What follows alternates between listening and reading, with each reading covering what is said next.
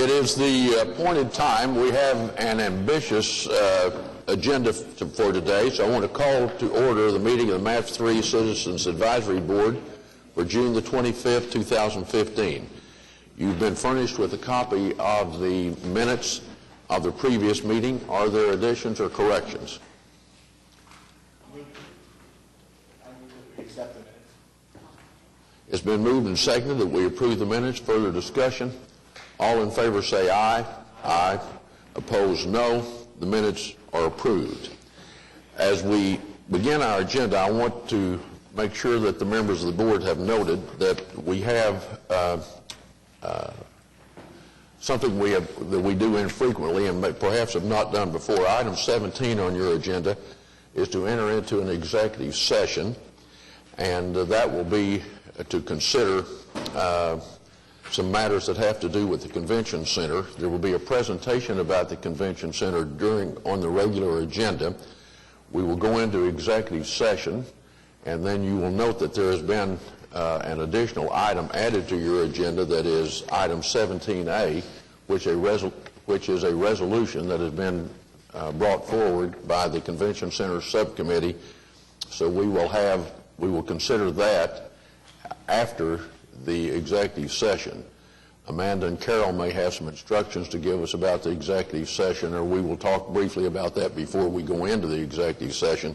But with that note, let's begin our agenda with item 3, to receive the MAPS 3 revenue and expenditure report. David?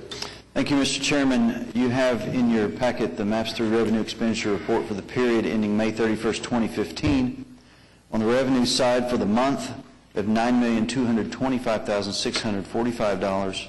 For the fiscal year, $102,345,747. And for total program revenue of $519,089,106. On the expenditure side for the month, I have $7,525,514. For the fiscal year, we have $44,049,574. And for total expenditures on the program, $107,015,985. The significant items in the expenditures side of this, with the fairgrounds, you see there's almost $3 million, and that's because we're well into construction. We have a lot being paid out to the contractor on that. Same thing with the river. That's for the whitewater facility. And then trails, we have 2 trails that are going right now. And then also you have the budget and obligations report that we've been providing that shows you the budget, what was obligated, and then the remaining budgets.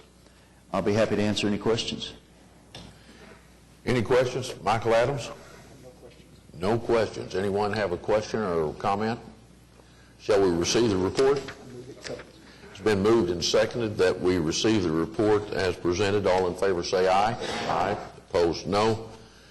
The report is received. Item 4, a resolution approving amendment number 5.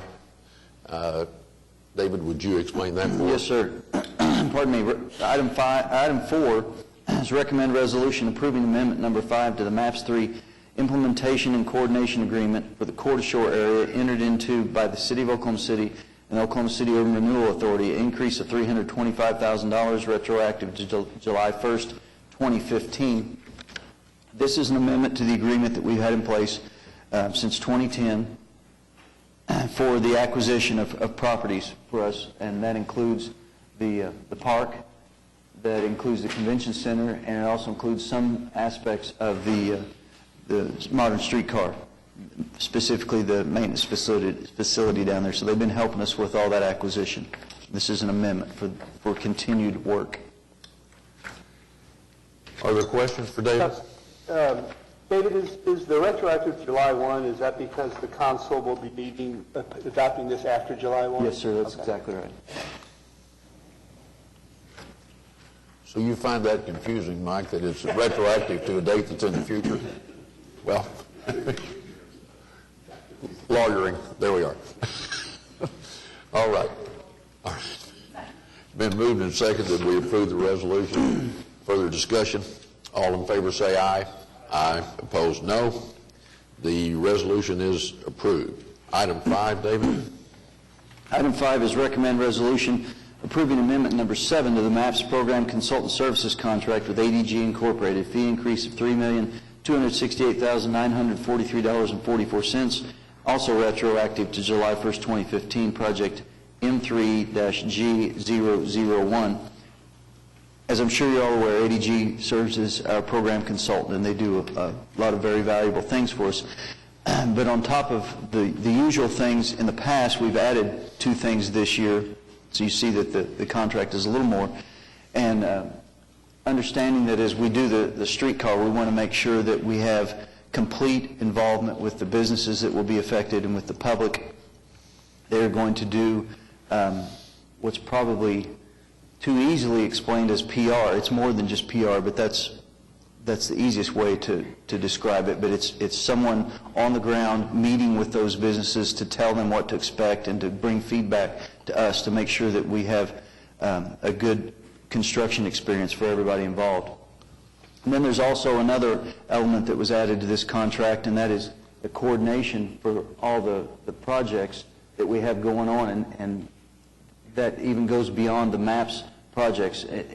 And it's really a schedule coordination to make sure that we know whenever we're building the convention center that private development nearby might be doing something, and that the boulevard is being constructed, and that the park is being constructed, and it helps us build a picture of everything that's going on at that time. So that's also been added into that contract. So I can answer any questions you might have. I move that we recommend, accept the recommendation. I have one question.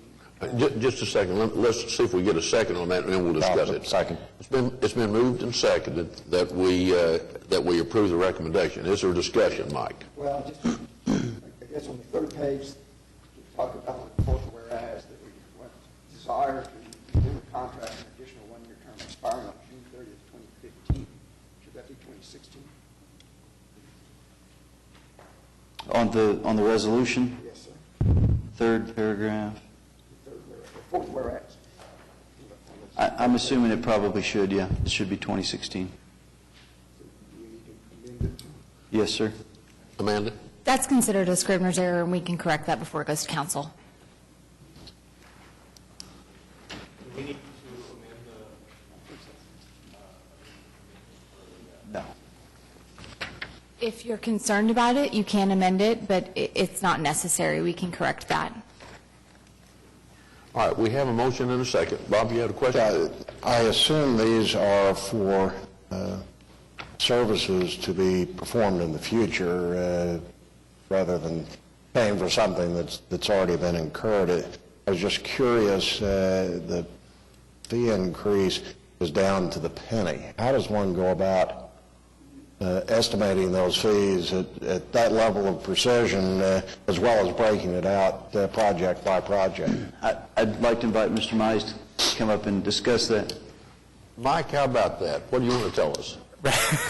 Mr. Chairman, board members, Manager Todd, it's a great question. We actually we put together a schedule that shows individual people and individual person types, and spread that out over the course of the coming year, determine how many hours we anticipate are going to be involved every month, use the actual salaries of those people and those personnel types, and that's how we develop the actual cost. And that's why it comes down to the penny, because we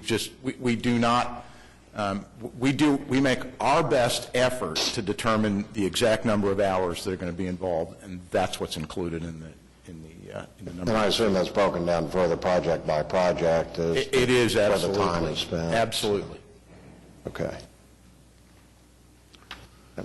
Thank you. Michael? Yes, sir. Mike, the increase for the next year, or I guess the cost for next year being proposed is $3.2 million, and I think that's quite a bit more than what we've spent on a yearly basis in the past, and I think David attributed at least some of that to the public meetings or the public interaction on the streetcar. Is that generally the bulk of that increase? The majority of the increase actually is related to those 2 new positions and that scope, those 2 new scopes of work. There's also, I mean, if if you were to look at all of the detail that was provided, the basic services that we've been providing have actually been decreased a little bit. It's the additional services that we're providing, plus as we get into potential review of cost estimates and plan review for some of the larger projects, the convention center, there's some additional cost involved in that, and that's reflected in that fee increase. We have a lot of activity next year. There's going to be a lot of activity, some of it more specialized in terms of the day-to-day management and services that we provide. That shouldn't increase significantly. It's related to these special projects more than anything. And it's going to be spread out against the various project budgets on the amounts that are listed here, I guess. That's correct. Okay. Mr. Chairman, one other follow-up question then. How and when do we make adjustments if it turns out that the services ADG is performing are more expensive than you'd originally projected, you run into unanticipated issues you address, or if we're lucky enough to have it cost less than what you originally projected, how and when do we make those adjustments? We make those adjustments annually at this time when we approve the contract amendment. To answer your question about what do we do if ADG discovers that they don't have enough money to do the scope of work, that's a risk that we take. Okay. I didn't know if you would come back to us and I would not come back until next year, and it would be adjusted for the following fiscal year. Okay. All right. But not retroactively. Okay. Thanks, Mike. Thank you, Mike. All right. Kim? I just had a comment to say that just as we ask each of our citizens to spend an extra penny every time they purchase something in Oklahoma City, I'm greatly appreciative of the fact that you account for every of those pennies that they spend. Yeah, we do that certainly in conjunction with the MAPS office and with the city finance department. All right. Further questions? Sue? One more comment. When you think about the implementation timeline, if you would actually look at the projects, it seems like we're really right up here right now with everything.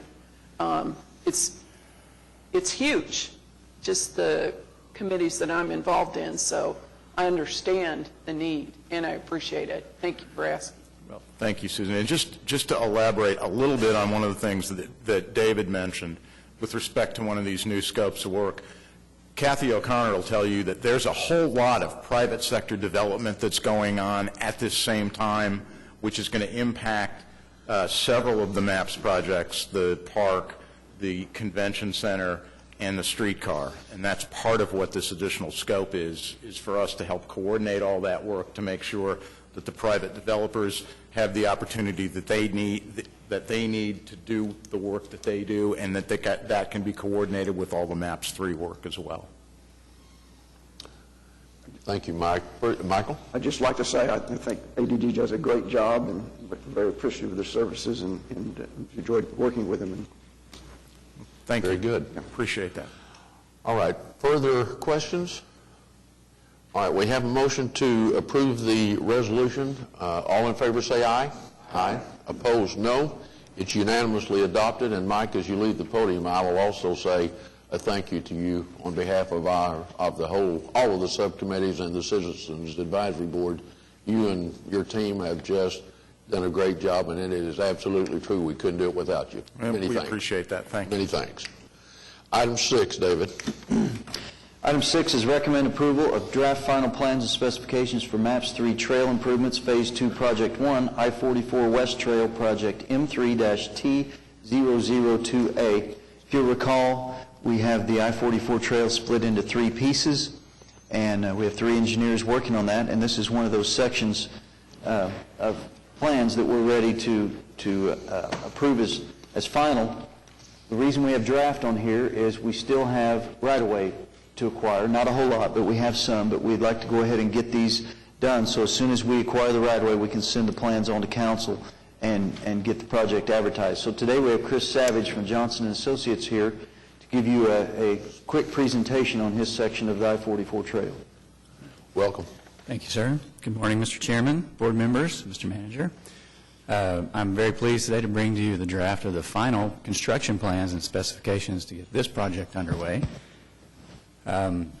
As you know, it's a multi-use trail from Lake Hefner to Northwest 50th Street. So that will accommodate not just walking, but running, biking, other activities.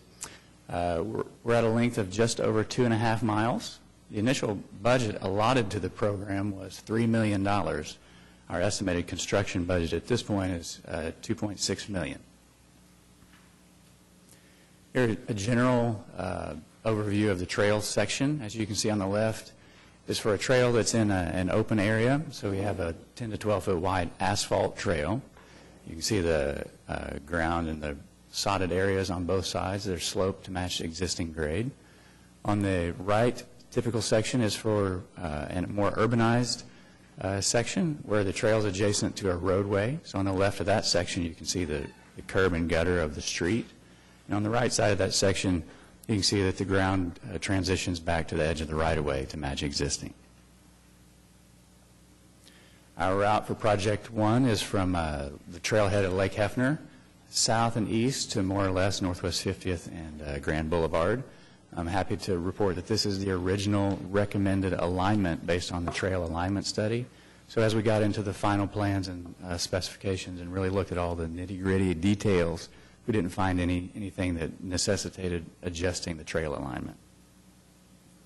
In detail, we'll begin at the north end of the trailhead at Northwest Expressway and Meridian Avenue. We'll cross Northwest Expressway on the east side of Meridian and continue south down Meridian Avenue to Northwest 63rd Street, where we'll cross 63rd to the south side of 63rd Street and proceed east to Northwest Expressway. At Northwest Expressway, we'll continue east on the south side of Northwest Expressway, again as far away from the expressway as we can and close to the residential fences in order to get as much separation from the traffic there on Northwest Expressway as we can. At Portland Avenue, we'll cross Portland Avenue to the east side of Portland, where we'll then continue south down Portland Avenue. We'll cross in front of Messiah Lutheran Church and several of those office complexes that you see there in the photograph, to Northwest 56th Street, where we will cross Northwest 56th Street, proceed east on the south side of Northwest 56th over to Grand Boulevard, which is also the I-44 frontage road. At that point, we'll continue south to Northwest 50th. We'll be on the west side of the frontage road, and we'll cross Northwest 50th at the signal there, and that will be the end of Project 1. Project 2, which is also on the agenda today, will pick the project up at this point and continue further south. An overview of right-of-way requirements. As David mentioned, those are in process. The blue boxes represent temporary right-of-way, where we need to get onto private property and do some minor improvements in order to accommodate the trail. We have one location of permanent right-of-way, which is on the east side of Portland Avenue at Messiah Lutheran Church, and that's represented by the red box right there. Our schedule at this point, as we continue through right-of-way acquisition, once all the right-of-way is acquired, we'll send the project on to City Council for approval, and we'll be out to bid and award. We'll negotiate the contracts and all the good paperwork for that, and then we'll be underway with mobilization and construction, which we anticipate at this point will take about 9 to 12 months for this project. And with that, I'd be happy to answer any questions today.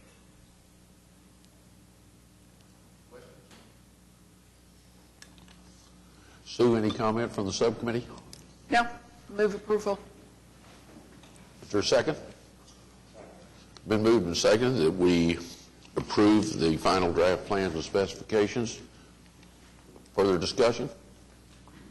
All in favor say aye. Aye. Aye. Opposed, no. It is approved. Thank you, Chris. We appreciate Thank you so this. much. All right, that brings us to item 7 on the agenda. David? Thank you, Mr. Chairman. Item 7 is recommend approval of draft final plans and specifications for MAPS 3 trail improvements, Phase 2, Project 2, I-44 West Trail, Project M3-T002. This is the second section of the I-44 trail, and a very similar situation that we just need to acquire some right-of-way on this, and we'd like to get the plans approved and ready to go to council as soon as that happens. So we have Russell Kent with MacArthur Associated Consultants here today to to talk to you about this phase of the trail. Thank you. Welcome. Good morning. Thank you, Mr. Chairman, council members, Manager Todd.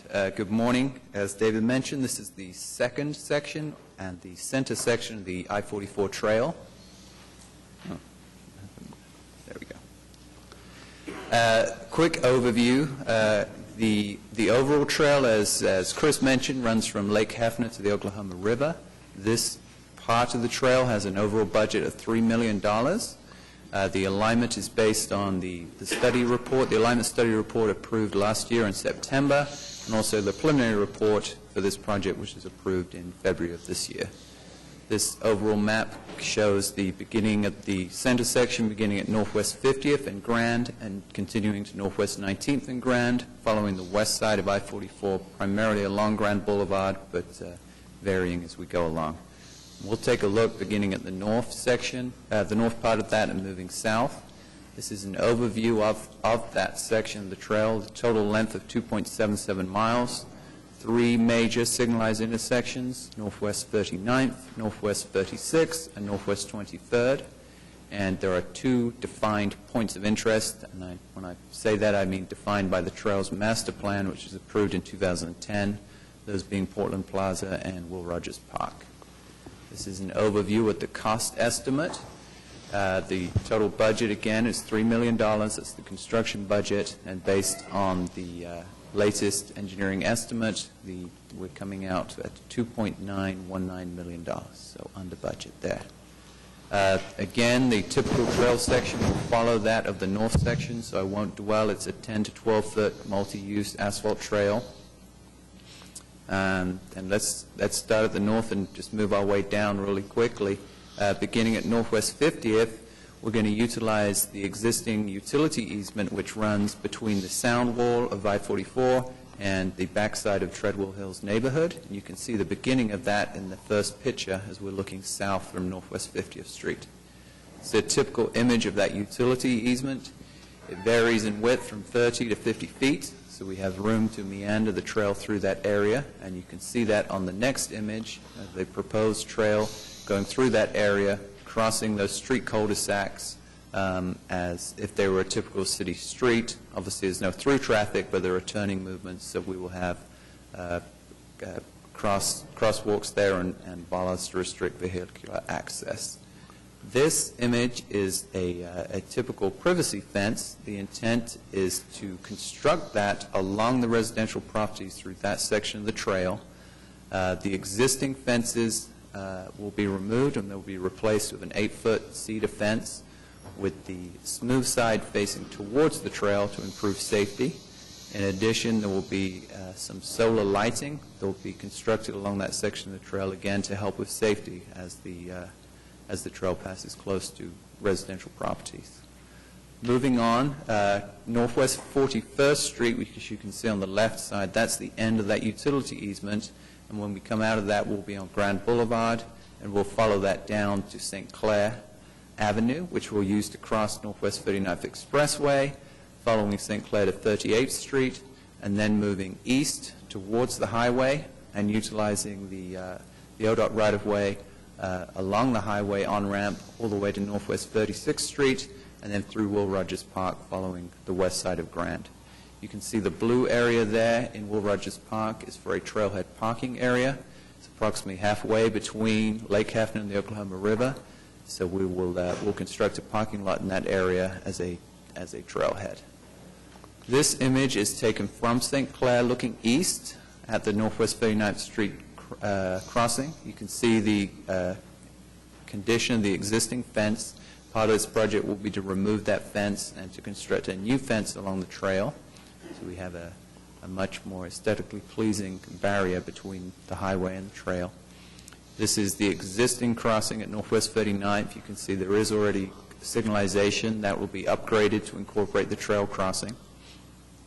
This image is looking north towards Northwest 36th Street on Grand Boulevard. To the left is the Will Rogers Exhibition Center. The intent of the trail here is the trail will actually be constructed on the east side of the curb line. And this next image, you can see the proposed trail going alongside that landscaped area, about 8 to 10 feet offset from the existing curb, and that will allow us to minimize the impact of the landscaped area and also avoid impacting the gas line, which runs very shallow in that area. This image is the proposed trailhead parking area. You can see the existing trees, which we intend to keep where possible. You can see as we move on, the proposed parking area, incorporating approximately 30 parking spaces, including handicap accessible. We'll also have a shelter in that area, and we'll have access to the trail on the other side of the street. Finally, this is the last section. Moving on along Grand Boulevard, continuing on the west side all the way to Northwest 19th Street, where we will transition into the southern section of the trail, which will take it down to the Oklahoma River. This image is taken from Northwest 23rd Street, looking south along Grand Boulevard. You can see the Hibden tire on the right-hand side of the image. The existing right-of-way in that area actually runs right through where the parking area is on the back side of that light pole, and it just shows we're going to have the trail that runs through that parking, but we are within the right-of-way. So it's one of these areas where the existing property owner has built into the city right-of-way, and we're going to utilize that for the trail. No acquisition here, but it's an area that we need to be aware of in terms of coordination and ensuring that we have a safe trail through that. This image is a typical shot along Grand Boulevard. You can see there's lots of space for the trail. The thing I would highlight here is the fence. The residential fence varies in condition and age, and in some cases, as you can see towards the back side of that picture there, some of the properties don't have any fence. So we'll be doing the same thing we did with Treadwell Hills. There'll be a new privacy fence built, a cedar fence 8 feet tall, all along that area, removing the existing and replacing it with a new fence. And this is the final image of the presentation. This is Southwest 19th Street, or Northwest 19th Street, sorry, where we'll transition to the southern section of the trail. As we move on, as with the Northern Trail, we're in the process of acquiring right-of-way. Once we've done that, we'll be going in front of the City Council for approval as we advertise the bid, have the bid opening, and award the construction contract. And with that, I'll be happy to answer any questions you may have. Questions for Russell? Michael? On the section in front of the Will Rogers Exhibition Center, you said it was going to be built east of the curb, so that we're narrowing the street there? Correct. I'll just go back here. The existing curb on the east side of that landscaped area, a new curb will be built about 10 feet to the east, so we can have a 10-foot trail section. Currently, the two lanes, if I can have a point to that, the two driving lanes are about 18.5 feet wide. Typically, we'd have a 12-foot driving lane. That's an area that used to be a two-way street that's now being converted to a one-way, which is why the lanes are so wide. What that allows us to do is just to narrow the lanes just a little bit to get them about 13 feet wide, which typical is 12 feet, so still wider than typical, but it allows us to construct a trail on the back of the curb there. So we'll just be narrowing the road just a little bit in that area. Russell, a continued question on that. So when the trail goes through there, will there be a curb? Yes, there will be. There will be a curb, and in addition, on the corner, we'll be increasing the size of the radius, so it will, and we'll have reflective delineators installed on that curb so that it's very obvious for drivers as they come around the corner. Because that's effectively an entrance ramp onto... Right, yeah, the entrance ramp is about a quarter mile That's to the south. effectively how most people in that section get onto the highway down that street. We actually feel fortunate that we're able to reduce those lanes because of all the landscaping that's there in front of Will Rogers that we obviously don't want to tear out, but there's also a really large gas line in that area that we don't want to be building on top of or excavating, and it's underneath the shrubs there? It's just a little bit east of the shrubs, and it's kind of shallow also, and that was one of the reasons also for doing this. Other questions for Russell? D. Will there be like lighting or any kind of solar lighting there for evening runners? On the trail itself, no, because we're utilizing existing city street lights. However, there are two areas where we are going to have lighting, one being the trailhead parking area, and the other being the area by Treadwell Hills neighborhood between Northwest 50th and 42nd. And we'll have minimal lights there. There are existing lights at every street crossing, the cul-de-sacs that run. And then in addition, we'll have at least one, maybe two lights between each of those cul-de-sacs, so there will be some. Thank you. You're welcome. Kim? When we looked at the center section overview and the points of interest that were highlighted, there is a brand new point of interest in the section of the trail that intersects with Northwest 23rd. That will be the gateway to the Windsor District, Oklahoma City's newest district. Yes. And the Windsor Area Business Group that operates that district is now going through a streetscape renovation. The part that again intersects there is the third section, and they have actually asked to submit a proposal to the trails about some type of maybe bike parking area that could be constructed there so that runners, visitors into the area could stop, enjoy some of the businesses through retail, restaurants, place to refresh. So I thought I'd mention that. That's great. Yeah, we did have coordination with the designers as well as they looked at the design of that intersection, Northwest 23rd and Grand, and they were able to incorporate wider ADA ramps at that intersection. So right there, all we're going to do is tie into what they're constructed, so we'll be able to save money in that respect from there. We'll be able to. And the businesses in the area were very appreciative of that. Oh, great, great. Glad to hear that. Further questions? Any recommendation from the subcommittee, Sue? Been moved and seconded that we approve the recommendation in item 7 on the agenda. Is there further discussion? All in favor say aye. Aye. Opposed, no. The recommendation is approved. Item 8, David? Item 8 is recommend approval of draft final plans and specifications for MAPS 3 sidewalks Phase 3 Project 1 improvements, Project M3-W003. I think everyone will agree it's hard to go anywhere in the city without seeing sidewalks that are being built, and that's a great thing. This is Phase 3, which is the first part of the additional monies that City Council gave us to build more sidewalks. We have Russell Kent, again, to give you a presentation on the sidewalks, and might add that this also comes with unanimous approval from the Trails and Sidewalks Subcommittee. Thank you, David. Good morning again. This is the Sidewalks Project, Phase 3 of the MAPS 3 sidewalks, continuing on from Phase 1, which was completed by Smith Roberts, the design, and Phase 2 by Cardinal Engineering. Phase 3, as we did with Phase 2, is being split into 2 projects, so this is looking at just Project 1 of that. The split is based primarily on the alignment length and the cost and also geographic location. You'll notice that most of the alignments in Project 1 are in the south part of Oklahoma City. The total construction budget is $3.45 million. That's for the entire Phase 3, and that's been split in half at Project 1 and 2, $1.725 million. The selection of the alignment, as you're aware, is based on those rankings presented in the Sidewalks Master Plan. It's referred to as the weighted rated ranking, and we're continuing on as we did in Phase 1 and 2, working down that list and also taking into account those sidewalks that were constructed with Public Works money.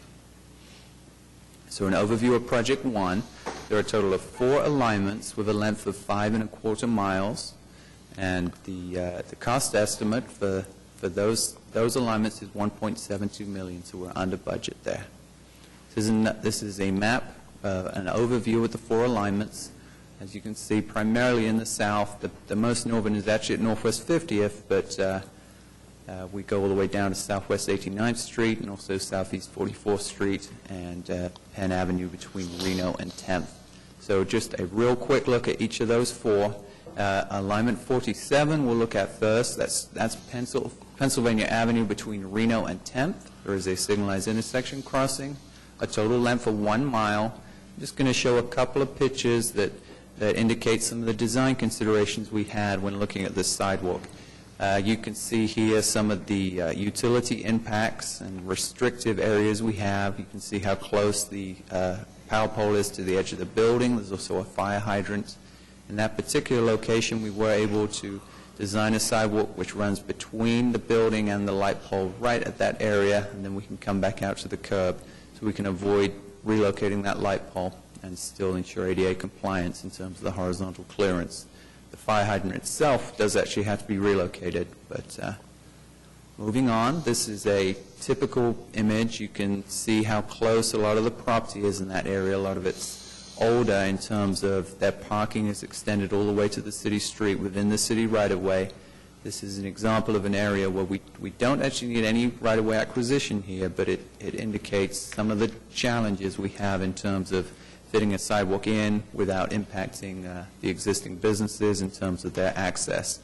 Obviously, we still have to ensure ADA compliance, so we have to upgrade their driveways to ensure the 2% cross slope.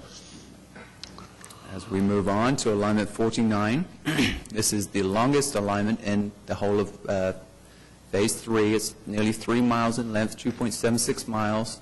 It runs on the south side of Southeast 44th Street between Shields and Bryant Avenue. Includes 4 signalized intersections, including going underneath of I-235. And we'll just look at a couple of pictures here. This is at Acres Park looking east.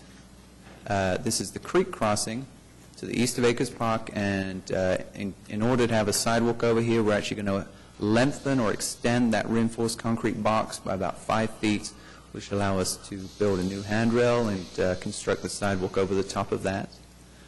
This is a steep bank, as you can see, and this is one of the areas where we require a retaining wall. A 3-foot retaining wall, about 150 to 200 feet in length, will be needed through here to allow us to build the sidewalk without impacting right-of-way or neighboring properties, the fence in this case. Moving on to alignment 55, that's Northwest 50th Street on the south side of the road between Châtel and Santa Fe. So a little bit shorter, just under 1 mile. This is a pretty typical picture of that alignment. There's a lot of residential properties, lots of drive crossings. You can see here just a couple of those, and some of the challenges we have there in terms of the ADA compliance. As we cross every driveway, we have to ensure that there's a maximum of 2% cross slope at the sidewalk, and then the drive itself will have to be repaved, obviously, to tie into those new grades to a maximum of 10%. So that's some of the challenges there, which you can see. And finally, alignment 57, Southwest 89th Street between Penn and Bryant. Again, just under 1 mile. And we'll take a look at a couple of pictures here. You can see again, as we looked at with the last alignment, some of the drive crossings. This is a particularly steep one. The existing grade, I believe, in this area is between 12 and 14%. So some of the challenges we have here is how exactly do we regrade that without having to remove and replace a large amount of that driveway. This is just looking along Southwest 89th Street, looking east. You can't see it in the image, but what I'm showing here is the existing right-of-way is actually at or very close to the back of the curb. So this is an alignment that we needed to look quite closely at some of the right-of-way and see what we could do to minimize the acquisition, but there is some right-of-way acquisition needed on this alignment. So that's what we're working on right now. And moving forward, the schedule, once the right-of-way acquisition is complete, and that's underway currently, we will be going in front of the City Council for approval so we can advertise, open the bids, and award the construction contract. And just a quick summary there, total of 4 alignments, 5.25 miles in length, and the current budget, or the current estimate, sorry, is under budget at $1.27 million. And with that, I'll be happy to answer any questions.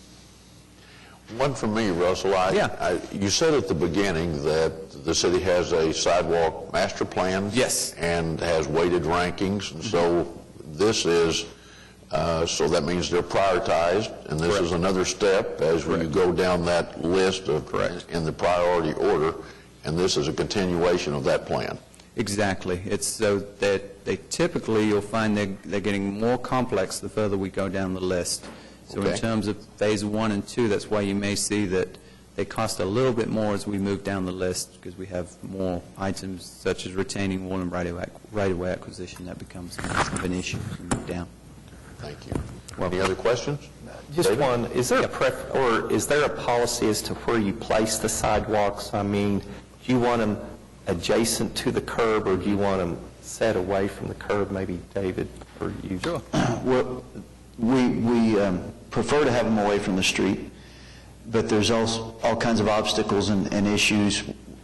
Slope comes into play, the utilities that are in the way. We try not to take landscaping out if we can keep from doing that. Sometimes it's easier to get into the driveways or side streets for ADA compliance if you're closer to the street. There's just a whole lot of things that come into play there. We try to keep them up and away from the street as much as we can. Thank you. Absolutely. Other questions? Been moved and seconded that we approve the draft final plans as presented. All in favor say aye. Aye. Opposed, no. Unanimously adopted. Thank you. All right. David, Fairgrounds. Yes, sir. Item 9 is a recommended resolution approving change order number 7 for MAPS 3 Oklahoma State Fairgrounds Phase 2 New Expo Building, an increase of $37,168.67, project M3-F002. As I said, this is change order 7 for the Fairgrounds Expo Building. If you've driven by, if you've gone out there, you can see that there's been substantial progress made in the last month or so once we got the place dried out from all the rains that we had. But there's steel in the air, there's lots of masonry that's in place, and of course all the underground stuff that took so long is in place. So this is a change order for that project, and there's several items on here. I can go through each one if you'd like. The temporary paving is at the north edge of the site. It was removed because there were utilities in the way, and then as you'll see further down here, there's a foundation in the way. And in order for the fairgrounds to be able to use as much of the property as they can up against the site, we need to put in some temporary paving in there, and that'll also help keep some of the site dry during weather conditions. There are additional days. There's 9 calendar days are added to the completion date at no cost. That's due to the substantial rain that we had in May. Electrical modifications, shunt trip breakers are required and must be installed for the kitchen equipment. At the time of design, we didn't have exact idea on kitchen equipment, so this has been added. There's a credit of $10,983 for flowable fill, and flowable fill is a concrete product. It's essentially concrete without rock. It's used as a soil stabilizer, and as you recall, we've had several change orders because of the soil conditions out there being so plastic, and this helps. We were using it to stabilize the trenches, but we didn't need as much as was anticipated in one of the previous change orders, so we're getting a credit of $10,983. As we were doing excavation out there, we found a concrete structure. It was an old footing, probably been out there 50 or 60 years. It was buried and didn't know it, so that's item 5 for $17,000. Then the subgrade modifications continue with unknown soil conditions, $10,690. And still in the same vein for this bad soil, we had a product that's called GeoGrid. It's kind of a net that is placed horizontally on the pad, and it helps to stabilize the soil. And there was a quantity that was calculated for that, but it ended up that we didn't. Well, no, I'm sorry. They ended up changing the product to a different product that is just as good, but it was less expensive. So we got a $37,581 credit for that product. So I hope that hasn't confused you. That's a summary of them. This comes recommended from the Fairgrounds Subcommittee. Any comments, Bob? Second? Been moved and seconded that we approve the resolution and item 9. Further discussion? All in favor say aye. Aye. Opposed, no. Resolution is approved. Item 10. Item 10 is recommend resolution approving preliminary report for MAPS 3 Transit Modern Streetcar Storage and Maintenance Facility Project M3-S006. we've talked about it a little bit in some meetings as we talked about the route and the streetcar in general. But the streetcar needs a place where maintenance can take place and storage of the cars can happen. And this is that facility. So we have Robert Manley here today. I looked up and thought I was going to see Doug. We have Robert Manley here today to talk to you and give you a presentation on this maintenance facility. Welcome. Thank you. Good morning, Mr. Chairman, board members. Again, I'm Robert Manley with Jacobs Engineering, and I'm going to give you a little bit of information about the 30% design for the streetcar maintenance facility. As you can see on the first slide, we're showing what some other maintenance facilities in other cities have looked like. Seattle is on the left, Portland is on the right. They can be anything from concrete boxes to just steel buildings, typically, because they're just a maintenance facility. We're trying to go above and beyond that. So in this presentation, I'm going to talk about some of the early requirements, the program requirements, how we got to where we're at, and how we looked at some other sites. I'm going to talk about the facility plans, how it lays out, how our program is, and how it relates to some other facilities in the country that are underway or have already been built. I'll show you the site plan, where we're located, the building plans, some 3D massing studies to give you a good idea of what the building is going to look like. And then talk a little bit about materials, and finally the estimate where we're at for the facility. So to start with, the program requirements, we looked at originally 13 sites for this maintenance facility. Out of those sites, we narrowed those down and finally ended up selecting the one we're at. There were several criteria from that we felt like we really wanted to pull forward. Those are obviously the access to the site for not only the streetcar vehicles, but also to passengers, and making sure that it's a good accessible site. We wanted to look at the building from a short term, because you'll start with 5 streetcars and eventually you're going to end up with 12 streetcars. We want to make sure that you didn't have to build another facility someplace else to take care of additional fleet. This is going to be your one streetcar facility.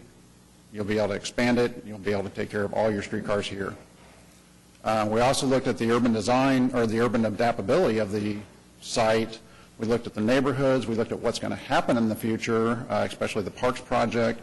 And then we looked at the historic context of everything around us. And we wanted to make sure that we were acknowledging that it was there, but not really duplicating it.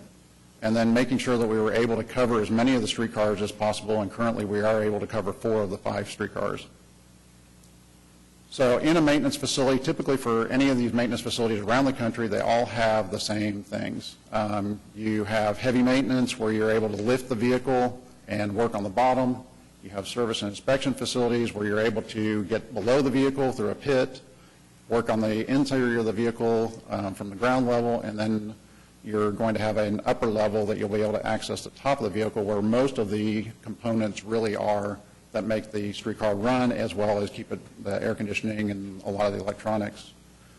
You also need a cleaning area where you can maintain interior, exterior, make sure your streetcars are presentable to the public. And then all of those areas have some shops that are associated with them. So as you take the parts and pieces off, you're able to repair them, put them back on. And you'll have storage for all of your parts and pieces and components. And that's actually a very large component of this building, because there's a lot of parts on a streetcar. Adjacent to the maintenance building itself, we have some office administration, training, conference, break rooms. Throughout this design process, we try to marry as many of those together so that you're sharing the functions of the space and you're not having to duplicate. You're not having to build 2 restrooms. You're not having to build multiple training rooms and multiple offices. We try to be as efficient with the design as possible. And as I said, on the service and inspection, you have to be able to service the top of the vehicle. So we have an upper level mezzanine, and that allows that access to that top without having to use ladders and safety equipment. And we want to make sure that the facility is expandable in the future.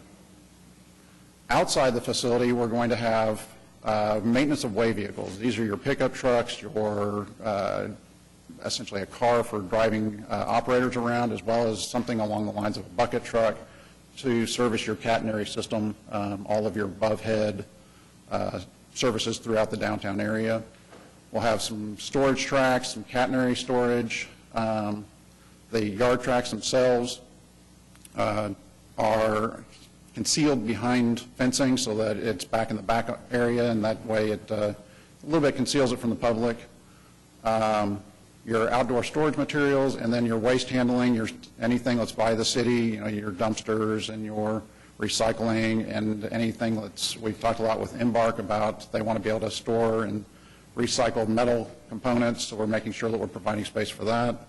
We've had conversations with the fire marshal about having fire truck access and making sure that this building is as safe as we can possibly make it. Things that we're not providing in this facility, at least day one. We're making sure that we're making a space for it, but we're not providing it first day. The wheel truing is where you're actually being able to take a flat spot off of a steel wheel. You're spinning it and grinding it.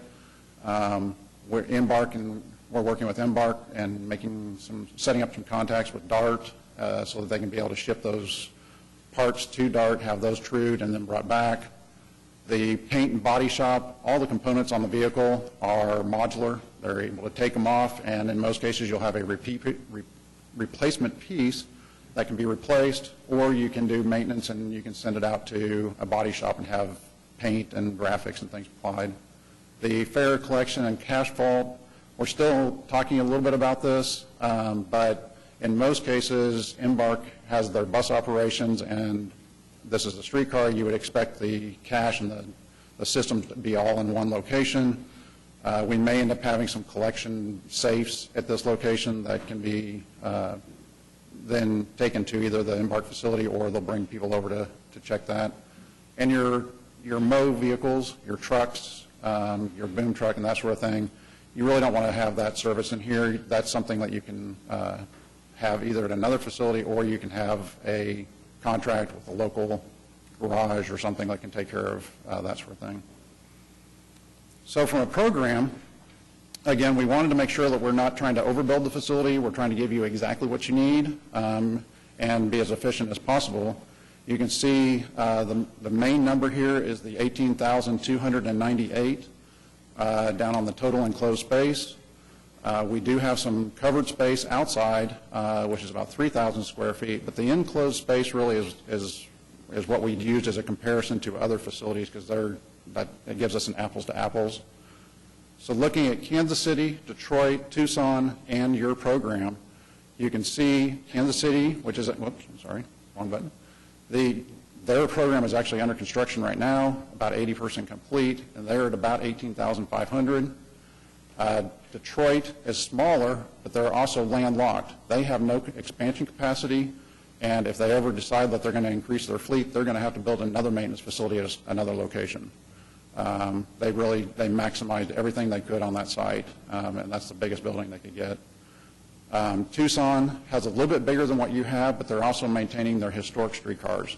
So they have about another 1,000 square feet of shops and storage just for their historic cars. So that brings them down to about 18,500. We're at 18,298. We're right in the same ballpark. So from an efficiency standpoint, making sure that we're giving you everything you need, we think we've hit that number. So where is this facility going to be? On the map on the left, you can see where your downtown is up on the top part. Your park is going to be directly south in the center of that image, and at the bottom is Union Station. We are going to be to the west of Union Station, directly down Hudson and Walker, and the cross street is 7th. Our site is outlined on the left, shows you where all of what's in our budget and what's in our program. There are several pieces. There's in the trees on the center of that, and the residents on the right-hand side, those are in the process of being acquired by MAPS, and we'll do what we need to do with those when those get acquired. The parking lot that's over to the right off Hudson is actually part of Embark's group over in the Union Station. So the building is really the form follows function. They streetcar has to come down Hudson. We have to get the streetcar vehicles into a yard area. And the maintenance building is on the back side of this. It's the largest component. It's essentially a steel building or metal building. So we wanted to make sure that we were being able to conceal it a little bit, and we were able to bring the streetcar vehicles in on the back side. That gives us all of the storage, all of the repair positions that we need, the wash positions we need, as well as it gives us future positions. So as we expand the future, or you expand your system, you're able to put more streetcars out here. And the office function is on the north side of the building with the parking straight off 7th Street and fire truck access to the west side with the hammerhead turnaround. Another thing to point out is off Walker, there's a large embankment. We tried really, really hard to minimize our impact to that embankment, mostly because it requires a retaining wall. Retaining walls can be a costly item. So with the positioning of the building, it allowed us to get the tracks in and just have a minor retaining wall over adjacent to our fire lane and service drive. The inside of the building itself, as I said on the last slide, on the north side we have all the office administration functions. The maintenance functions start adjacent to that on the south, and then the service inspection bay, heavy maintenance, covered wash, and then parts storage and parts shops where they do the work and such. I'll show you here in a minute how the form of the building really became what was happening inside the building. It's a form follows function. So on your service and inspection, you actually have the access to the top of the vehicles. That is requires a second floor. The heavy maintenance, they're lifting the vehicles 60 inches in the air, the vehicle's 12 feet, and so we need about 19-foot clear on that side in order to make sure that we don't hit the structure with the vehicles when we lift them. And then the covered wash bay is actually an exterior space, but it has to be covered so that rain does not mix with the solids and the soaps and things like that when you're doing a wash. So on the second floor, you can see here the repair shop and the work platforms. Those are all to access the top of the vehicle and do work on the pantographs and on the air conditioning systems.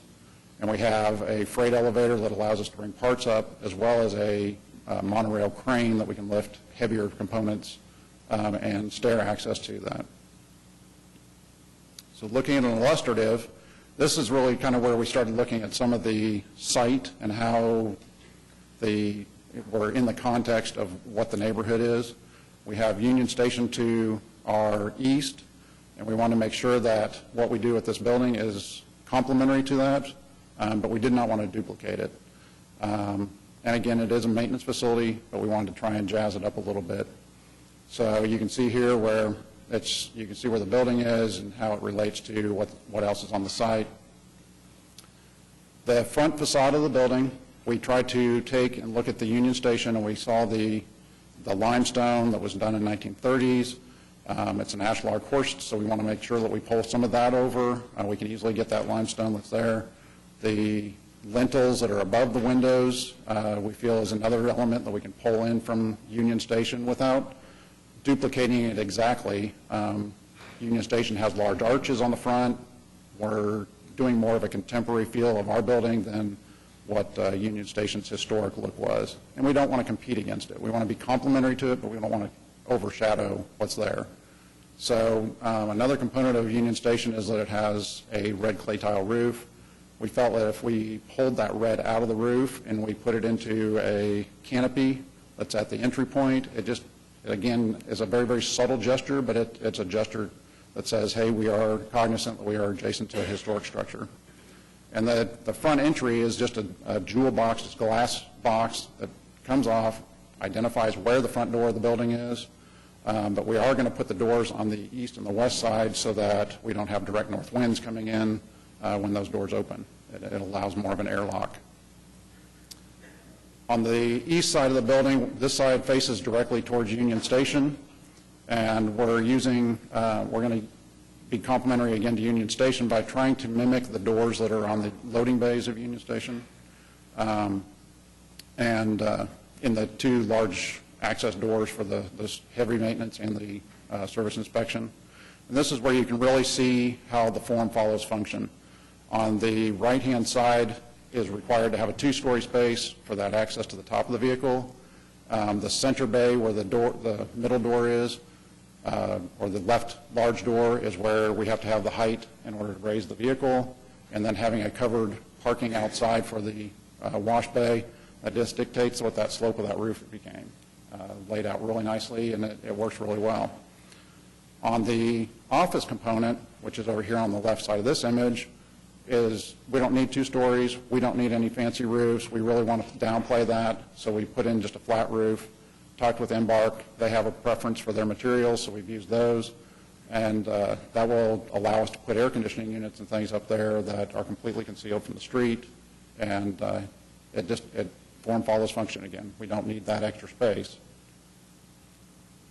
So this just shows that how that will fit in the site, how it will kind of look. And another thing to point out is we do have on the back side between I-40 and the building, we have a sound wall that's existing currently. It was built with the highway. That actually almost completely conceals this building from the highway. The only views that you have of the building would be from Walker, 7th, and Hudson. Here in this image, you can really see how the coursing of the limestone fits with the coursing of the existing building and the red roof, how it ties back to the red roof of the Union Station. And the materials that we're looking at are architectural metal panels for the canopy, the ashlar coursed limestone that will match the Union Station, furnished block that gives us a heavier base of the building, but it's also a protective base for impact, because it is a maintenance facility. We want to make sure that as they're bringing materials and things in, it doesn't damage the building. Architectural metal panels that are run horizontally with a deep rib, and then standing seam roof over the maintenance bay, and just a built-up roof on the lower building, or the office building. The budget currently, we're trying to hold with a $5.385 million budget. As we were running numbers and we were doing some value engineering, our estimate currently is at 5.326, so we do have an underrun, and we're going to try and keep that trend going. As we develop and move towards the 60%, we want to make sure we're valuing this building and keep working the numbers to get you guys the best value that you can. So in the overall streetcar program, we are overrunning a little bit on the maintenance building, but in the overall program, we are about $633,000 underrun. So overall, the program's looking really good. That's all I had. Questions for Robert? I have a question. Back on the page where you do the comparisons of the square footage for the various other cities, our office space is a half to a third as much as the other cities are using. Yep.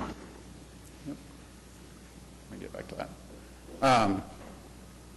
Yes, the 1,300 square feet of office space doesn't seem like very much.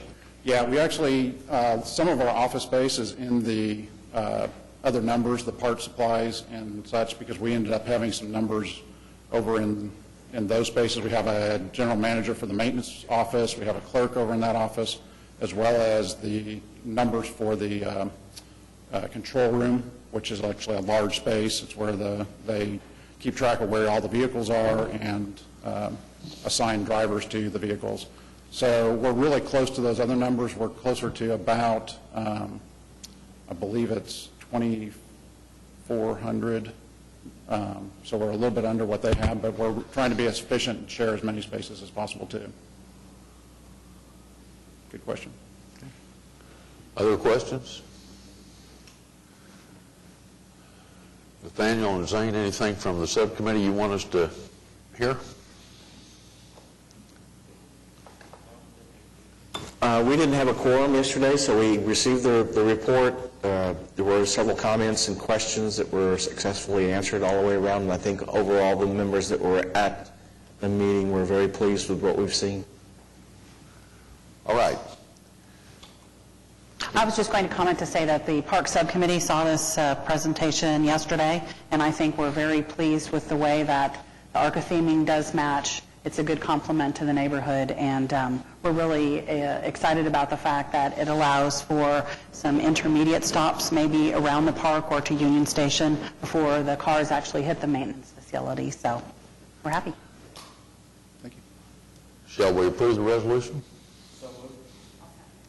Been moved and seconded. We approve the resolution. Further discussion? All in favor say aye. Aye. Opposed, no. The resolution is adopted. That brings us to item 11, and I want to refresh what we said at the beginning, and that is to say that we're going to receive a presentation today from Populous. They have completed the work that we've asked them to do, and this presentation will include a recommendation. After we hear that presentation and recommendation, we then will move into executive session, and perhaps we'll wait till we're ready to do that to talk more specifically about what we will discuss there and what we can discuss when we come back from that session. But there will be an item to be considered when we come back from the executive session. And so keep that in mind as you hear this presentation from Populous. David, you want to introduce it? Yes, sir.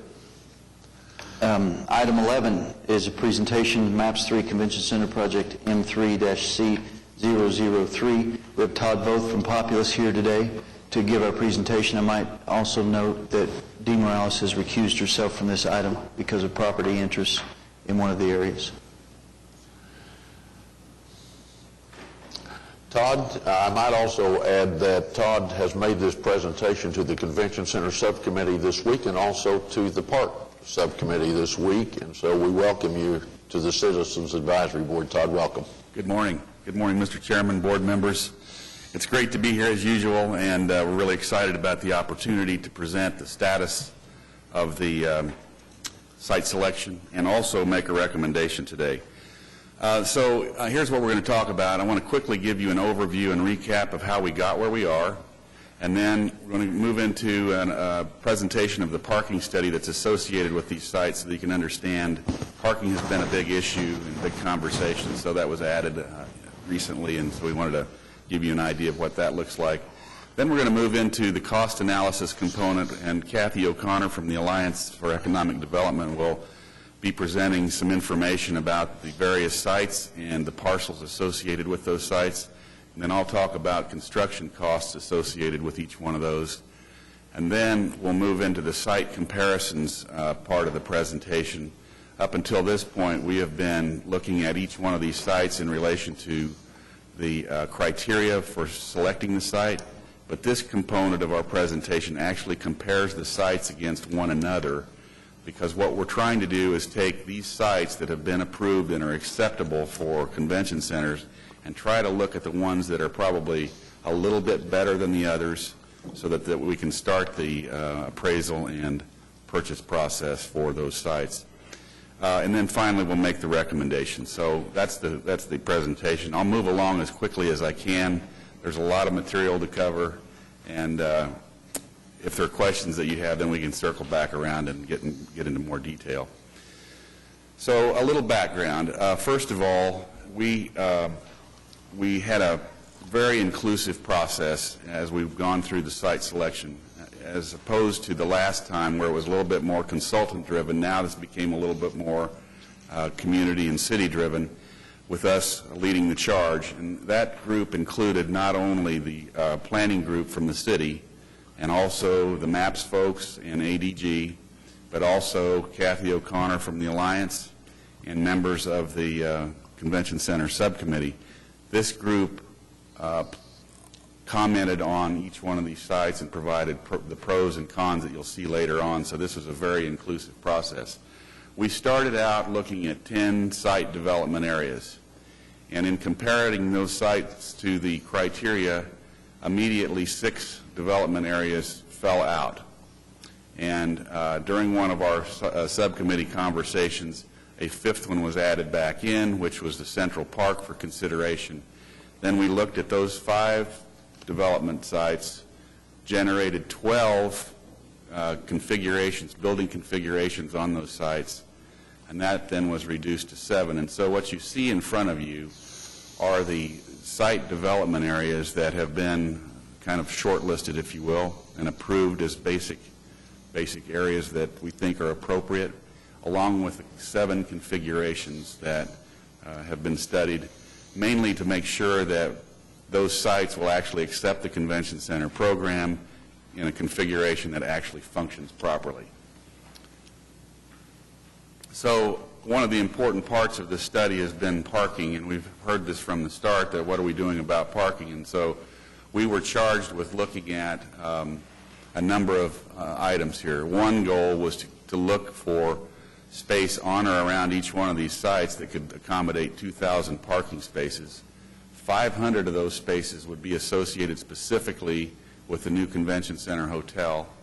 We also made the assumption that there would be no more than 2 below-grade parking levels and no more than 4 above-grade parking levels at the hotel.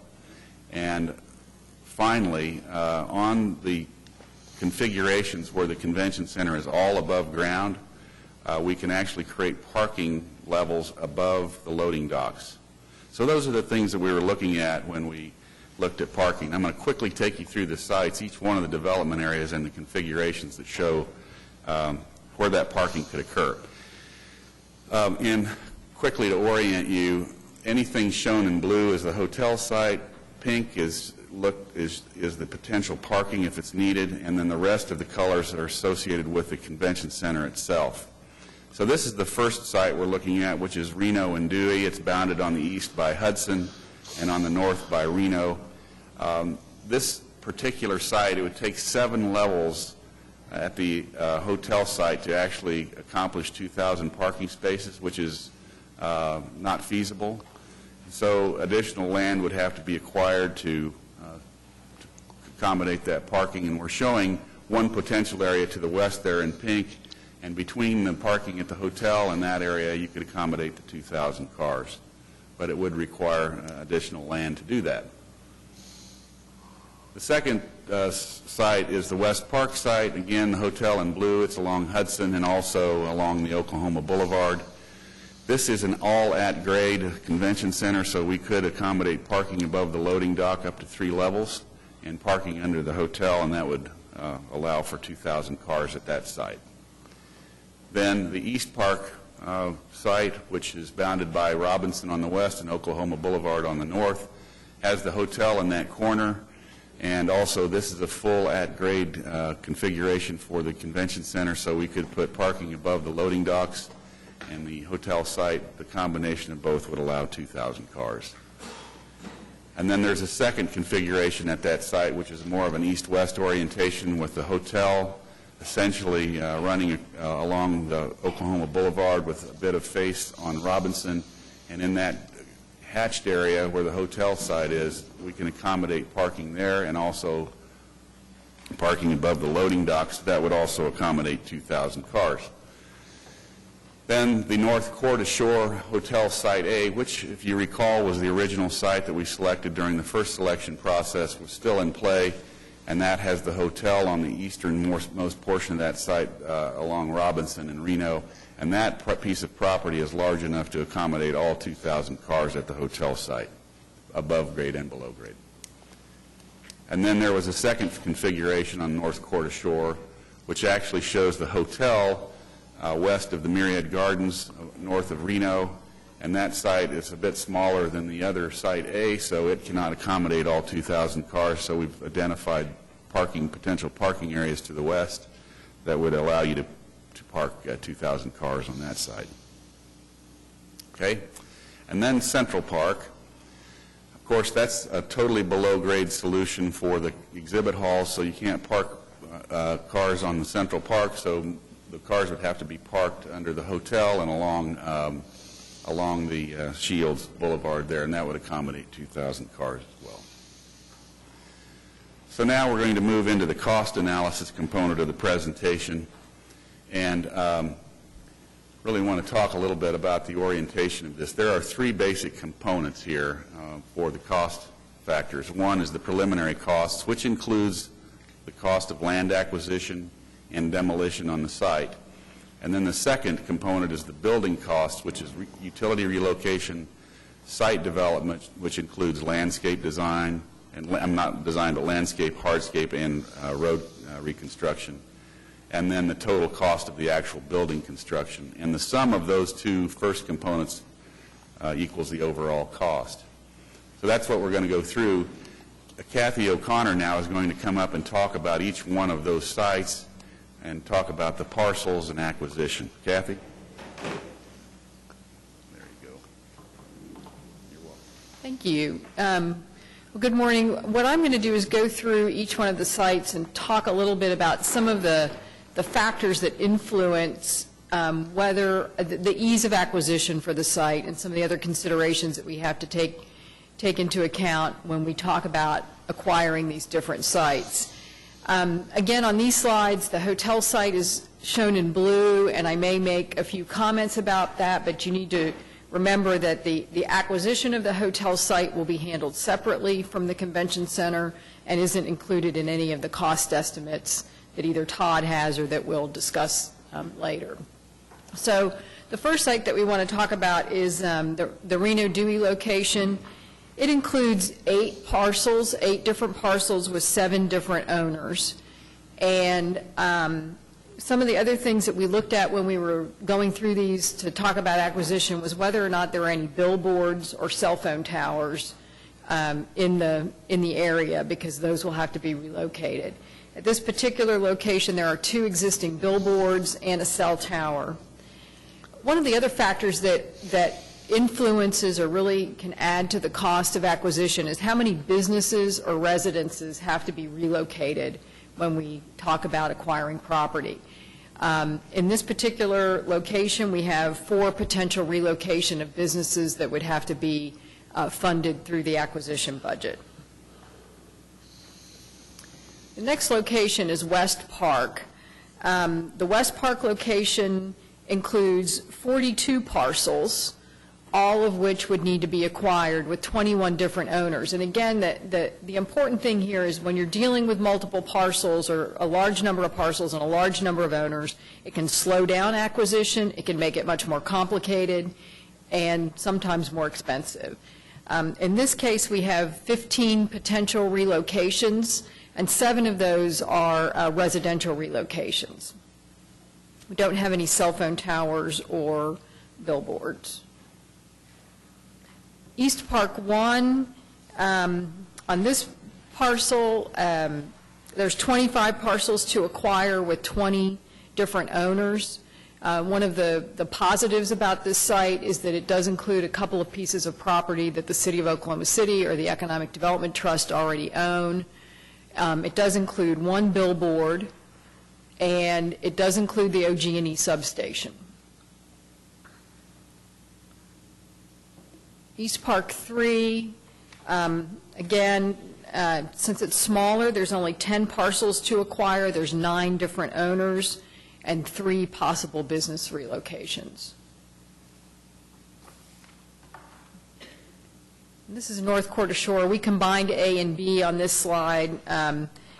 There's 5 parcels that would need to be acquired for these configurations. There is 1 billboard included in the property and 2 owners, and one relocation of the Irish Tire Shop. In Central Park, there's 2 owners. One of those is ODOT. ODOT still owns a piece of the property in the park. We would have no relocations, and there's no billboards.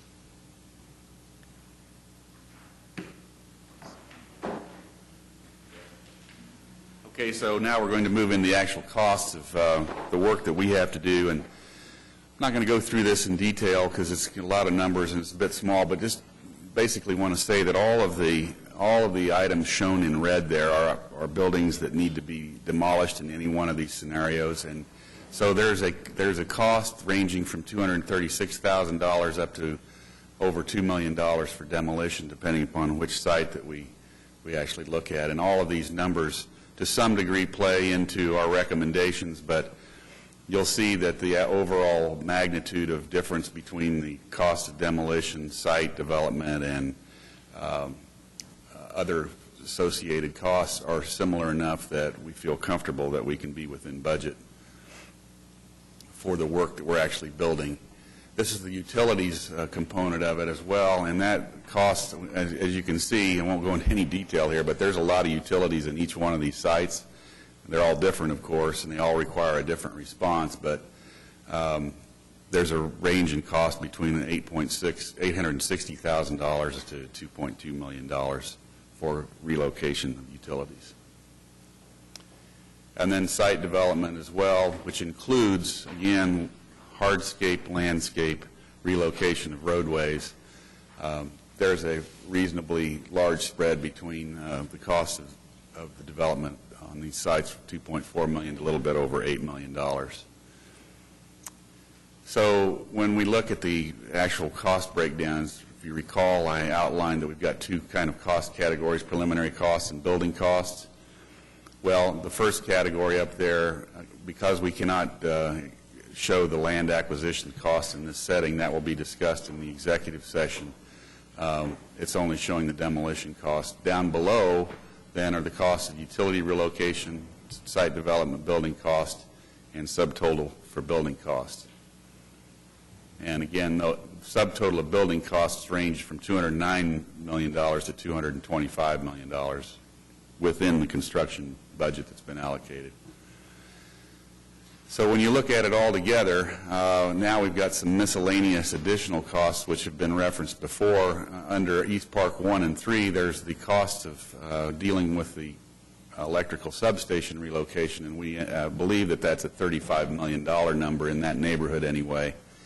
And also the Central Park cost of $13.5. That is money that's already been expended in the development of that site. So that's $13.5 million that would have to be essentially added on to the cost of the overall site. So those are two specific issues. I want to make clear that there is no land acquisition costs in these numbers. These numbers are the construction costs, preliminary costs, plus the miscellaneous costs.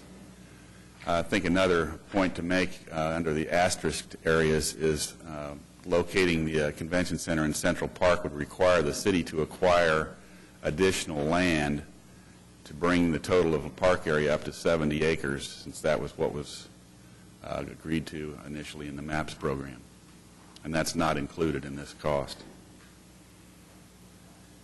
So now we move into the site comparisons component, which I think is, like I said before, is us now comparing these sites against one another.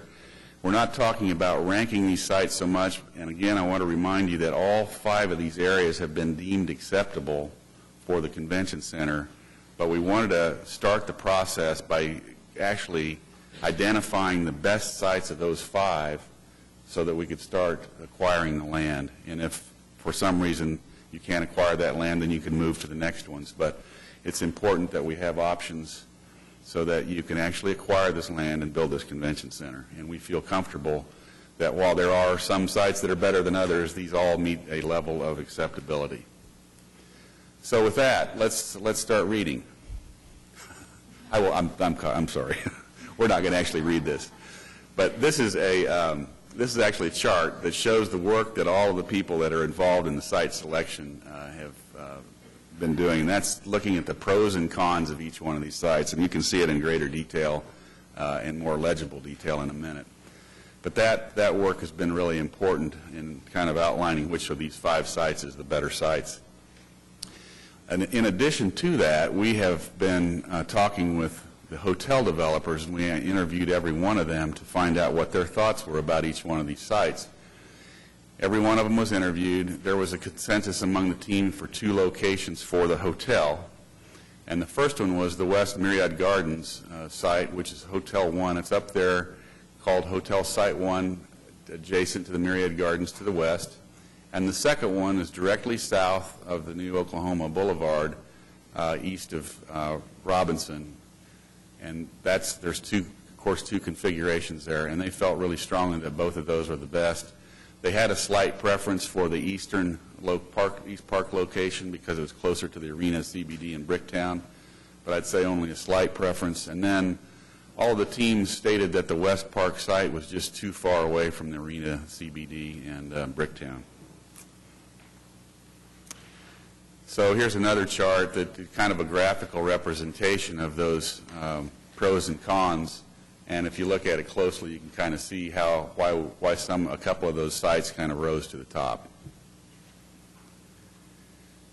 And then these are the pros and cons again for each one of the sites, and I'm surely not going to go and read all these to you. You can see those for yourself. You'll have an actual hard copy of this presentation, which you can look at more closely, but this is exactly what was seen in that chart that was so hard to read. And so that's the information. I'll kind of click through these somewhat slowly so you can take a minute and see.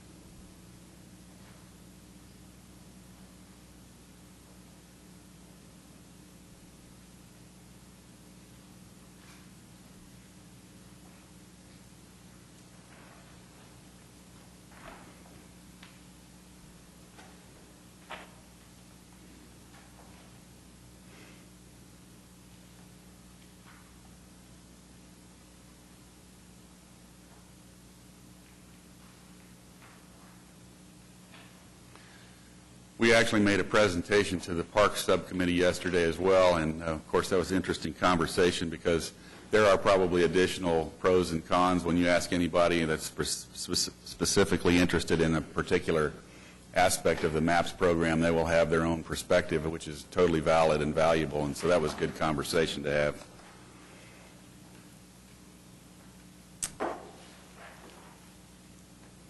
And so now's the time for the recommendations. Again, these are the sites that we believe are, of the 5 acceptable sites, the best that you should pursue now to look for appraisals and acquisitions. So here we are. And essentially, it's 3 development areas, but basically, when you look at the Reno Dewey North Quarter Shore site, it's kind of a hybrid. So you could practically call that one development area in the East Park the second development area. And then there's 2 configurations that we looked at for each one of those development areas.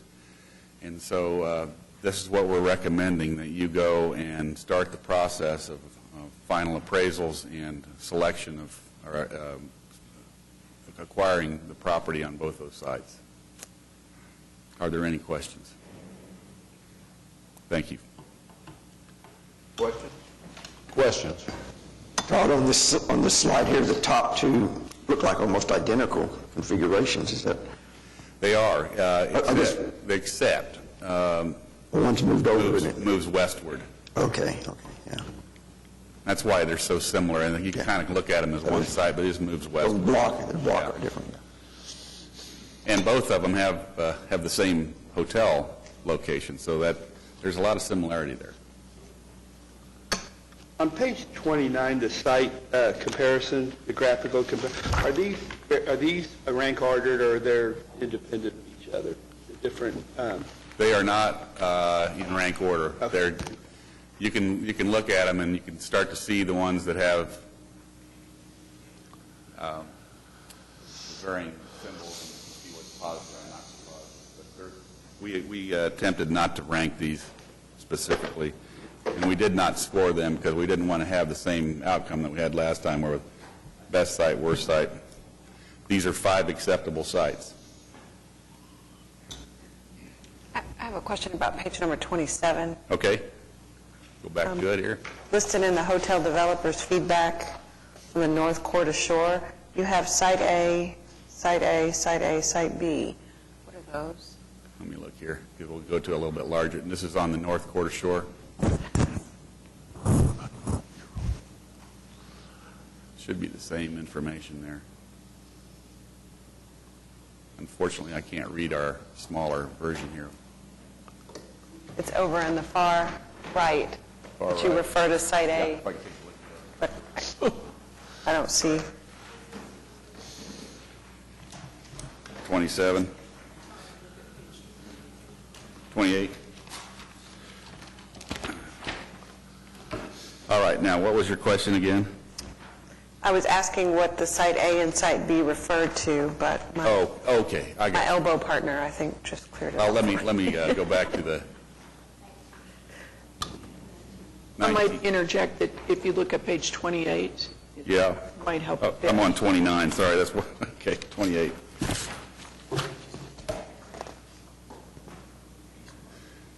All right, so, actually... Yeah, this is North Core.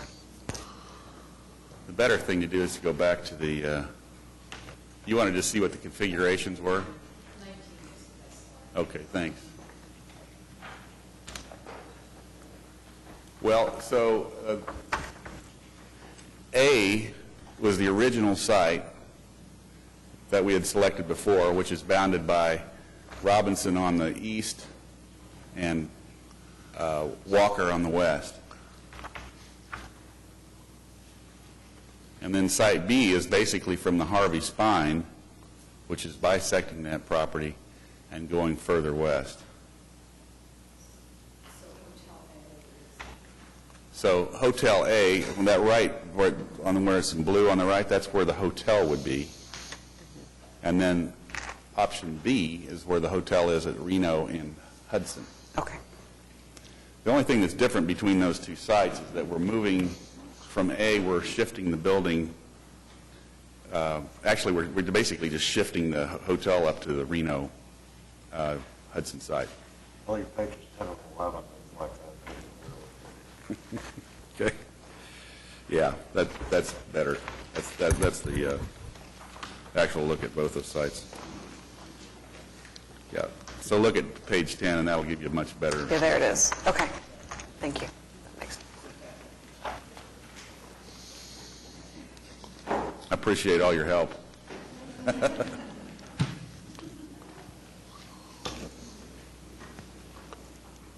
Todd, you talked about parking. Yes. Just to clarify my mind, parking is not included in our budget? That's correct. Regardless of the solution? That's correct. So even if you're talking about parking being built over the loading docks, that would be money, would have to come from some other source? That is correct. Not from our budget? That's correct. We've had a lot of conversations about a parking strategy, and of course that hasn't been included in our project, but there's been a lot of, everyone's talked about how badly parking is needed in a strategy for doing that. We've always kind of recommended that there should be a geographically distributed strategy so that there's smaller parking structures in a variety of locations, so you just don't have massive garages in one or two places.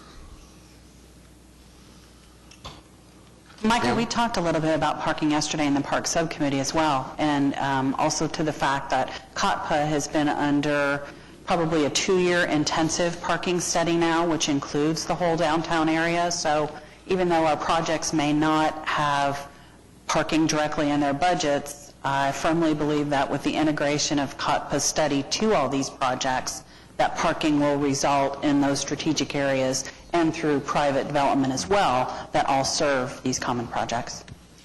Well, I know there's been a lot of conversation about the budget. Our MAPS budget doesn't include the land acquisition nor the construction for the hotel. And I guess it doesn't include land acquisition or construction for any parking. That's right. And it's also cool that it provides the opportunity for private development for parking, which is one of the benefits of the MAPS franchise, that it does allow for private development to augment them. Further questions? Well, I want to make sure while we have Todd at the microphone that we're thinking about this right, and Amanda and Carol, if you'll make sure I'm saying this right. At the conclusion of this presentation, we're going to finish our agenda. Then we're going into executive session, and Kathy will be talking to us about land acquisition costs that are confidential. We will then be returning to consider the resolution, which is item 17A on the agenda, and the attachment to the resolution is basically page 38, which is the recommendation that Todd has just made. That's correct. So I want to make sure while we have Todd here that we're all thinking about this in the same way from a procedural standpoint as we move forward. Is that right, Amanda? Are we doing this right? If you have any further questions during this presentation, by all means, that's correct. You can ask those at this time. The only thing that I wanted to point out is that there is an item on your agenda, which is item 17, and you'll have to actually vote to go into executive session. There'll have to be a motion and a second, and then an approval of that. Thank you. Mr. Chairman? Yes. May I make a comment and maybe a question, too, to Todd? When the City Council first voted on the original selection of the location for the convention center, that was back in 2011, and I was new to the council at that time, but I don't believe the council as a whole went through as in-depth of a study as what we've done this second time around. And I think, even though we've narrowed it and we're going to possibly consider 4 potential sites at this point in time, we've looked at even sites that didn't make this booklet. So the point is, even though there may have been additional costs incurred as a result of this initial inability to come to agreement with the initial location, I think the city as a whole has benefited from this process. We've looked at it from a much more detailed perspective. We've had the benefit of 3 years of information from all of the other MAPS projects to rely upon, and so it's really more of a comment.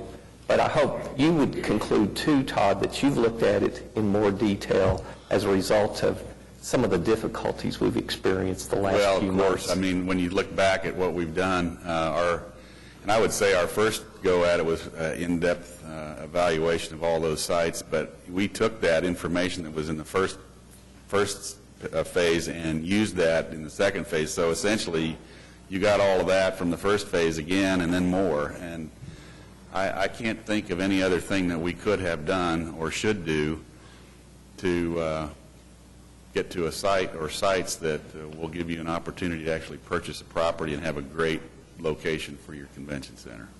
So the point, and hopefully it'll reach this information, or at least my personal opinion will be shared with others, that even though the city may have incurred some additional costs going through this process, I think we're all better from, we will make a better decision, and this convention center hopefully will last us for 30, 40, 50 years. So when you look at it from that perspective, it's actually a good thing that we encountered this difficulty, in my opinion.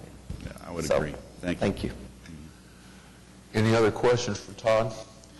Well, let me just add this further comment. I concur with what Councilman Greenwell has said. I just one piece of it that maybe I would add to it is that Gary Mars, who is a member of the subcommittee, and I sat in on many of the planning sessions and many of the opportunities that we had to review all of this, and certainly we got more of an insight and view than we had previously had, and we feel like we have followed the spirit of what the council has directed us to do, and that no site will be eliminated today. We will still have 5 alternatives. Our plan is to build a convention center on one of these 5 sites, but we've got to start someplace. And so today, we'll hear more from Kathy about costs associated with acquiring the sites and the process for how we go forward. But nothing is being eliminated, but rather next steps are in front of us now, and there is a process in place that we think can lead us to an appropriate site for the convention center. So anyone else have anything they want to add about this? We'll just keep all this in mind then as we complete our agenda. That takes us then to Item 12, new business. Any of you have any items of new business that you would like to bring forward? Any new business from you, David? No, sir. Item 13, let's move to item 13 then. That's the subcommittee reports. We've heard from virtually every subcommittee today. Anyone have anything else they wanted to have heard today? Hearing none, then let's move to the informational items on 14. Kim, you have one that you want to share with us? Or David, you're going to tell us about that? Actually, I'll tell you about that. As you recall, welcome back, Dee. As you recall, we rotate the vice chairman position, and it's hard to believe it's been a year since Mr. Dover was placed in the vice chair position, but it has been a year, and now Ms. Lowe will be the vice chair for the ensuing year. Then item B is real estate purchase with Putnam City Baptist Church. This is the purchase for the Wellness Center 1, and that has been closed, so we own the property for Wellness Center 1. And then contract award, Rudy Construction, we sent that on to council. It was within budget, and we needed to get it awarded within the 30 days, so that was sent on to council for sidewalks for Phase 2, Project 2 improvements. Any questions about those informational items? Hearing none, then David, do you have anything you want to add under item 15? I can. For the river projects, the Whitewater facility is under construction and going well, and if you drive by and see it, it is a mass of people out there working like ants, and a lot of concrete and a lot of grading, but we're pleased with the progress on that. Senior wellness, design is complete on Wellness Center 1, as you know, and plans are out, and we hope to receive bids next Tuesday on the 30th. And Wellness Center 2, design is underway. Trails and Sidewalks has a whole lot going on. Phase 1 Trails Projects 1 and 2 are nearing completion today because there's a grand opening on Saturday that everyone is certainly invited to, and you can get details on the city's website for that, but it roughly begins at 9 a.m. on Saturday with a lot of activities. Phase 2 Trails, which is I-44 trail, as you saw today, is in design and will soon be out for bid. Phase 3 Trails, which is the trail around Draper, is nearing consultant selection, so we'll be beginning start design on that. Phase 1 Sidewalk Project 3 is under construction and nearing completion. Phase 2 Project 1 sidewalks are under construction.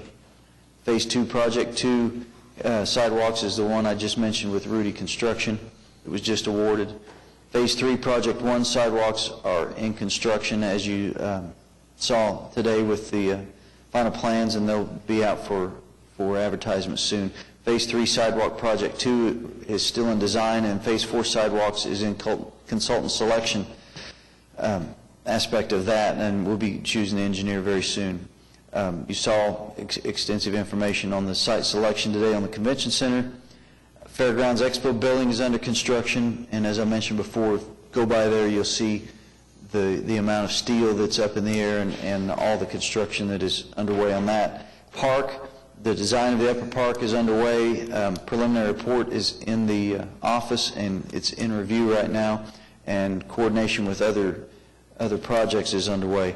And the streetcar preliminary design is complete, and we're doing final plans on the main line, and as you saw, the maintenance facility, assuming City Council approves that preliminary design, will begin final plans also.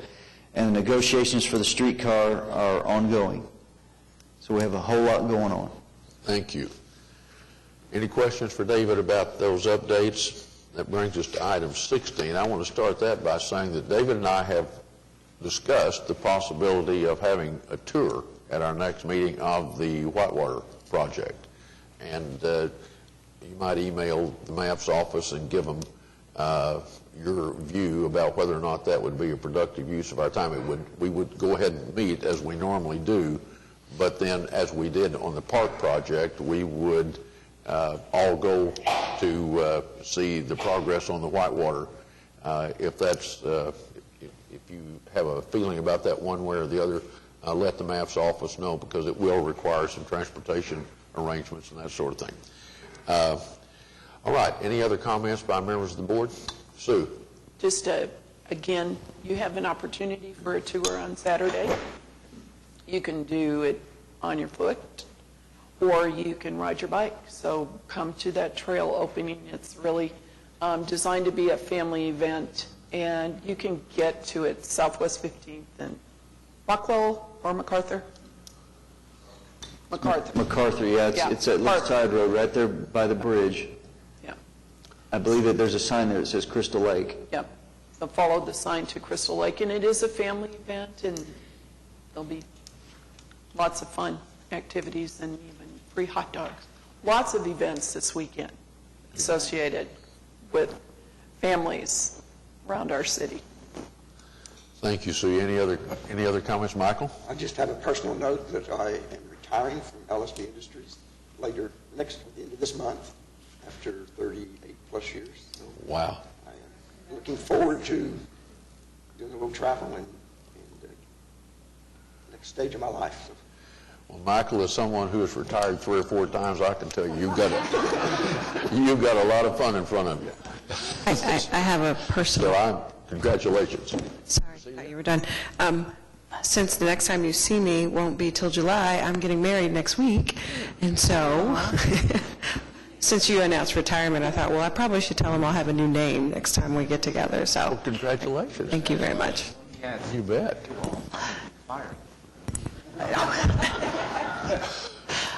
I had one point relative to the Oklahoma Fairgrounds. Friday, July 3rd, Red, White, and Boom will be held out at the Oklahoma State Fairgrounds. Great family event, but also if you get there a little bit early, you can kind of look and see what's going on with the building and get a bird's eye view of how dollars are being spent there. Well, good then. Well, Cecilia, I, this past Friday, celebrated my 56th wedding anniversary, so you got an easy road in front of you. All right. Any other comments? All right. That brings us to item 17, and Amanda and Carol, make sure we're thinking about this right. We're going to go into executive session. We will receive confidential acquisition cost estimates from Kathy O'Connor. While in executive session, we will only discuss acquisition cost estimates. No other topics will be discussed in executive session. Once we return from executive session, we will consider all the information we have received today and decide and consider the resolution that is included as item 17A. But when we return, we cannot discuss the acquisition cost estimates that have been discussed in the executive session. That is the whole purpose of the executive session if we decide to go in one. Shall we go into executive session? Move. We adjourn to executive session. It's been moved and seconded that we go into executive session. Further discussion. All in favor say aye. Aye. Opposed? No. We're on our way.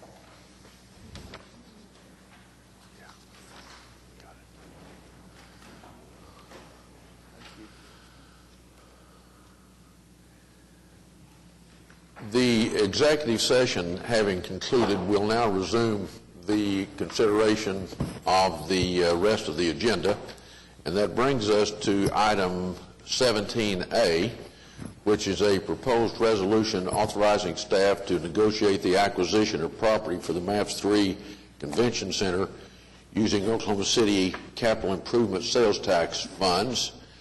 That resolution has been provided for you and is before you. That resolution comes with the unanimous recommendation of the Convention Center Subcommittee. So what's your pleasure? I move adoption of the resolution. It's been moved and seconded that we adopt the resolution. Is there further discussion?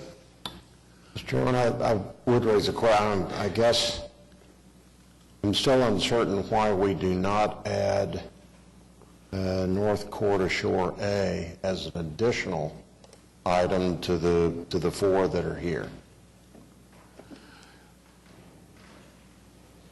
Amanda?